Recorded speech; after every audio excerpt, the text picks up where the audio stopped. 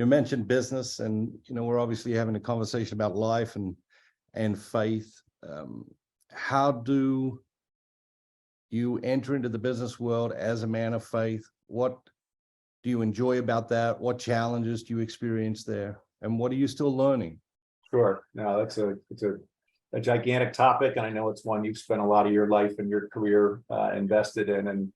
And it's interesting, because there are companies out there and even industries that are what I'll call faith forward companies and faith forward organizations, where their mission and their values and their different things will talk about Christ or talk about the kingdom or talk about things very explicitly. And our family business is not one of those companies, and that's by design. We have 45,000 employees, and we have people that come from all over the country and all over the world, and various faith traditions, and agnostics and atheists and practitioners, and plus all the Catholics and Muslims and Jews and Christians and everybody else. So for us, that would not be an appropriate place to be in terms of how we gather things.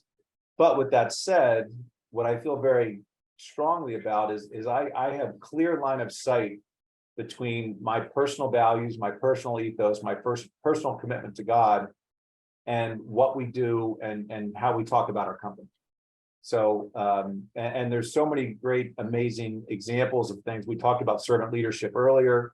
I'd like to think my leadership style and all the various things I'm involved with are about trying to serve those who are serving our customers, or serve those who are serving the business, however that might be.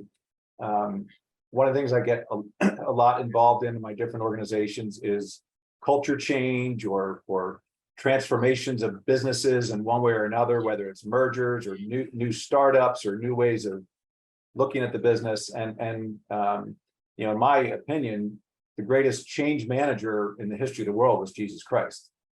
And during his earthly ministry, this new way of looking at the world and this new way of relating with each other, which started with a very small group of people, let's call it that 12 plus people that it started with, then they're going to hundreds, then they're going to thousands. Well, there's about 2.4 billion professed Christians in the world right now. So I'd say that's pretty good change management. So as being an example of that.